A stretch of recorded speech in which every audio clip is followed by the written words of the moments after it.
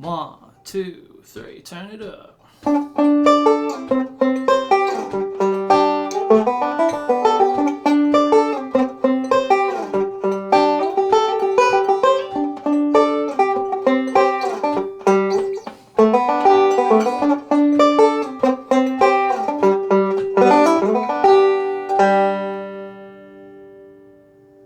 Alright, in this video, you're going to learn the main riff and some sweet fills to the classic Southern rock tune, Sweet Old Hairy Grandma by Wizards Gizzards.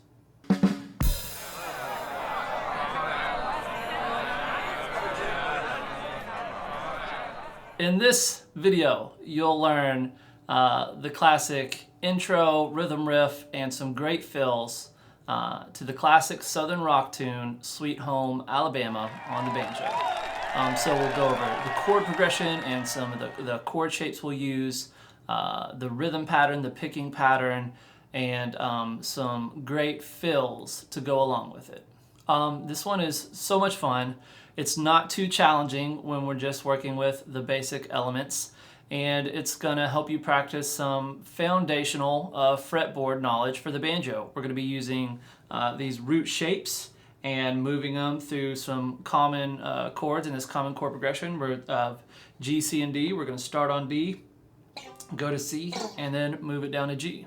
And we're going to be learning a lot of the fills as played by Ed King and Gary Rossington of Lynyrd Skynyrd on the banjo, of course. And we're going to use the melodic style and do a bunch of pentatonic melodic licks, which is just a great thing to start to explore if you're into melodic style playing.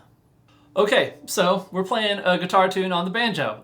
There's some things that we're going to need to change if we want it to make it sound cohesive and make it work with the range that we're working with. So like I said, we're going to be using these root shapes, right? And where we are playing it is actually an octave above where it's played on guitar.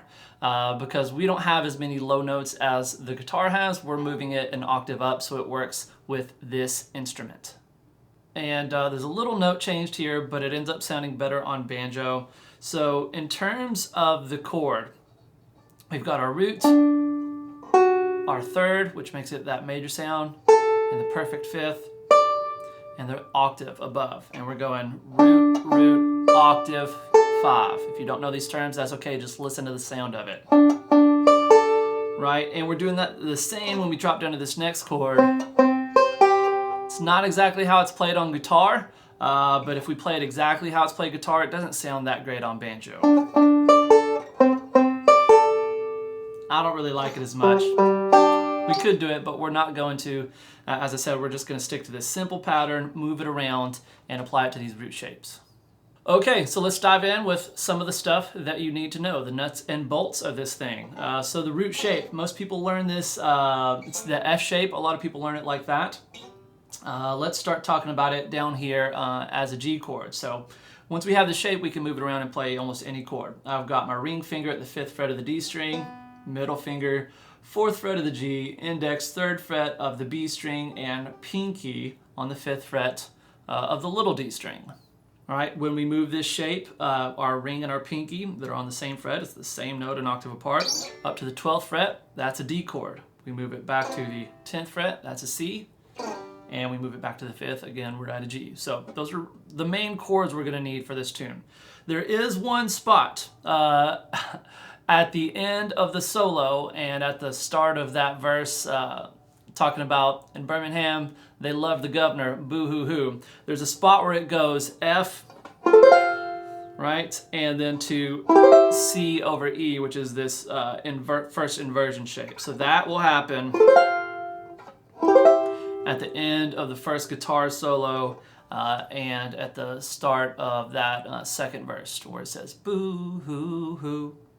You may already have these chords down. In that case, just fast forward it to the next part. If you don't, make sure you get these chord shapes down and practice your shifting. Just practice your fret hand movement. So push down on the chord a couple of times and then release the pressure. Have your fingers still in contact with the strings. Move it to the next spot. Press down a couple times, release the pressure, keep your finger in contact with the strings. You want to get used to maintaining that shape and maintaining some contact with the strings and shifting around between these different spots for your D, C, and your G. Now, when we start adding this picking pattern in, which by the way, let's do that without any fret hand going. Plant your pick fingers on your thumb on your 4th string, your big D string. Plant your index on your 2nd, and plant your middle finger on your 1st. Have the fingers touching the strings. This is a concept borrowed from classical guitar. When learning to play arpeggios, it really helps you get familiar with the feel of where your fingers are and helps give you good spatial awareness. It's going to help you make less mistakes when you're first learning. Okay, so plant those fingers, and then we're going to play 4, 4, 1, 2. Plant it again. 4, 4, 1, 2. Plant again. Okay, so that picking pattern, and then also we need to do 4, 4, and then play the 2nd and 1st string together. That's the other one. So plant.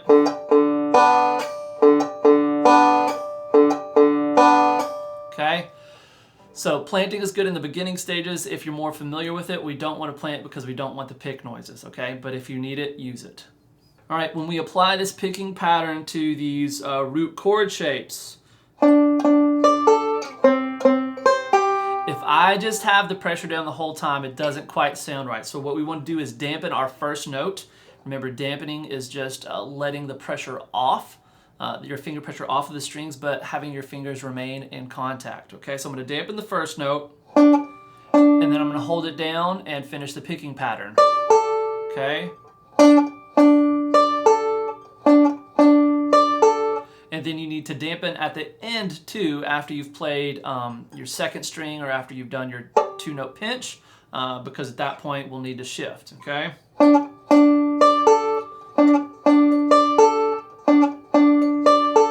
But you can just practice on one chord for a while.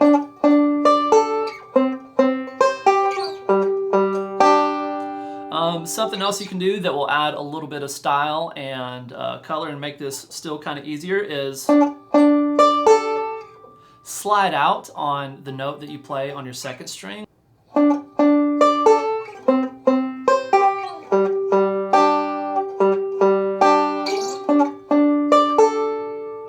All right, so sliding out of a chord into another one or sliding up, into the next chord can add a little bit of character and make these shifts a little bit easier. When we're talking about the key of this, I'm going to say it's in G major, but it's G major-ish, right? So we're using D, C, and G. It's the 1, 4, 5, the key of G, but we're starting on a D, and it sounds weird if we end on a G.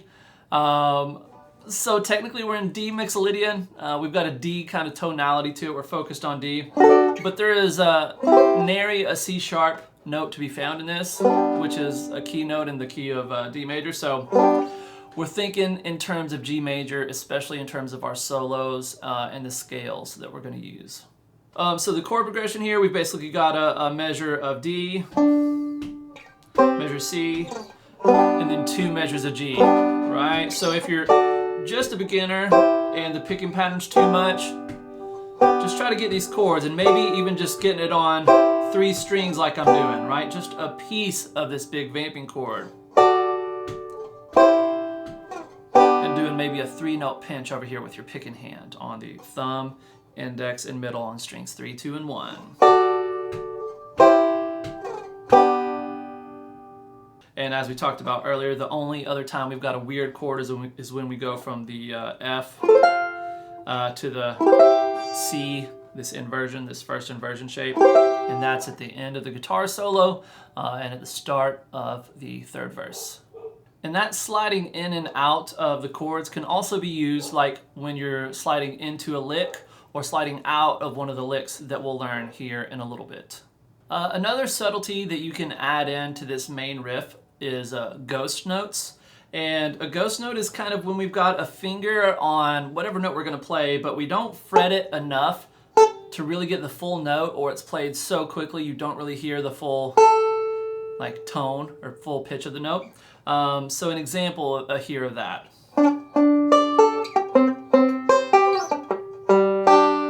Did a couple different ones. So after I did the regular picking pattern, I did a second string note here, and I just didn't have my first finger on my fret hand pressed down hard enough to get an actual note. So it adds a little bit of a rhythmic thing, which adds just a cool subtlety, a cool subtle element to the style of this.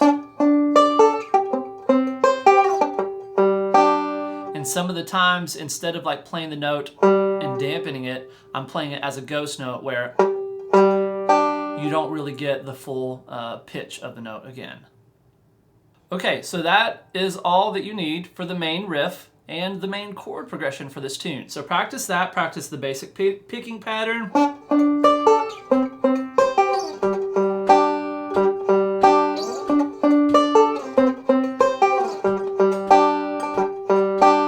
And then just practice the whole thing with note, note, pinch.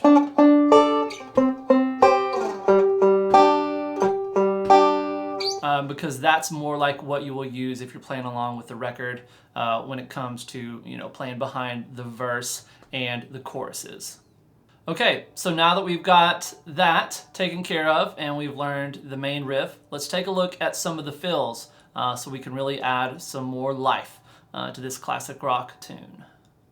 So as I said, this one uses mostly G major pentatonic scales for these fills, and we're going to play them in the melodic style on the banjo. So knowing that pentatonic scale can help a lot, as will knowing the full G major scale. And we have those in Tunefox. So give us a try, check us out, and learn some of these foundational elements with a lot of digital practice tools, and there's a whole library of songs and lessons to check out there as well. Here is the basic pentatonic scale in G major in the melodic style on the banjo. So we're going to start with the G string and pick it with your first finger, and then pick the D string at the 7th fret with your thumb, and second string open, picking it with the index, and then first string open, picking it with the middle, and then we're going to play the second string 5th fret with the index, and then the 5th string open with the thumb. Okay, so those are all the notes.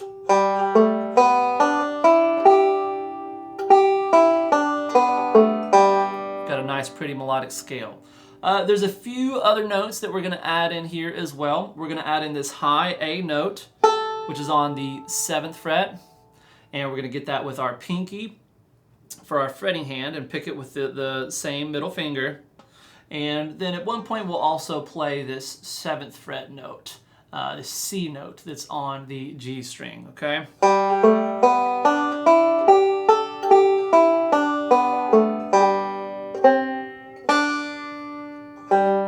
Alright, so whenever I go through all the individual licks, I'll give you a breakdown of how we'll add those notes into the pentatonic scale.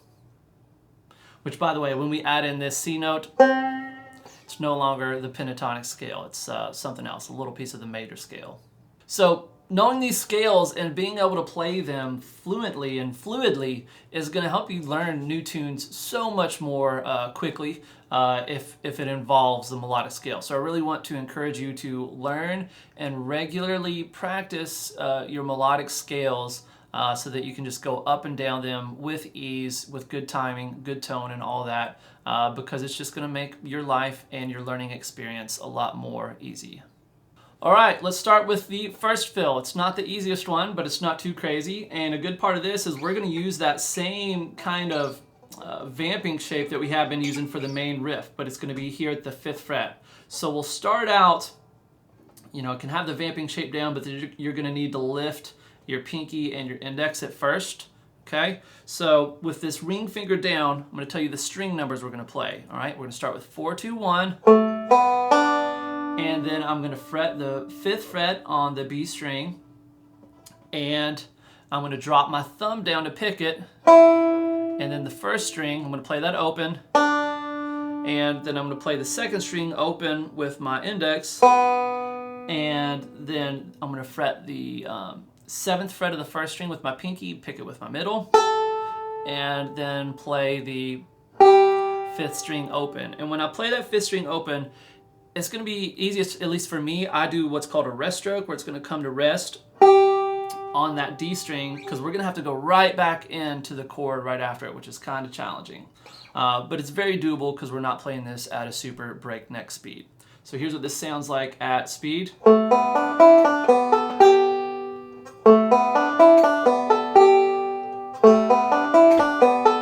Right, there's no gap in it. So it's just a one measure riff. In context,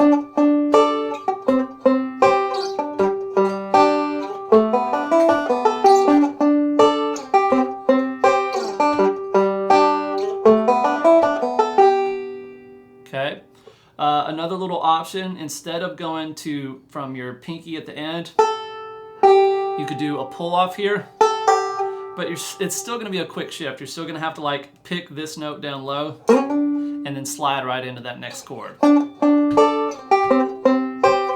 My recommendation is just practice this how we just talked about, going a note at a time, and then doing that little rest stroke and making that shift up, sliding out of the riff. Right, you can see I just picked the note and slid right up to it. It's a quick shift, and we're using those slides to make the shift easier and add in a little bit of personality. The second fill, this one usually on guitar sounds like this. And we could do that, but that's an octave down from where we've moved everything up to. So what we're going to do is we're going to kind of translate this to the language of the banjo, at least the language of the banjo an octave up, and we're going to play out of this high up the neck position that's commonly used in songs like Cumberland Gap and Sally Gooden. So we're going to start this one on the 5th string, and then play the 7th fret of the 1st string with our 1st finger, pick it with our middle, and then we're going to pick this middle finger note here on the 8th fret of the B string with our index. Okay, so starting out,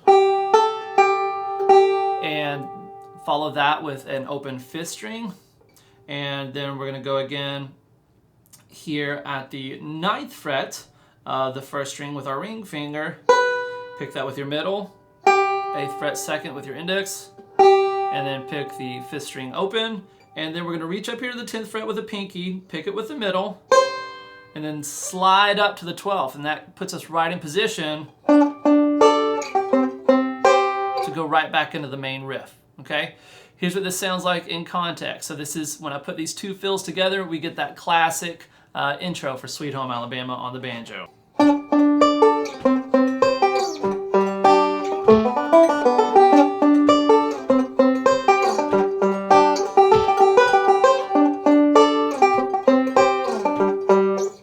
Okay, so there's a couple of fills, and that should be enough to fill your plate for a while. Make sure you just work on the main riff, and then work on each of these licks kind of one at a time. You know, play it slow, make sure you get the notes in the right order, and then after you can add some timing to it, play it repeatedly.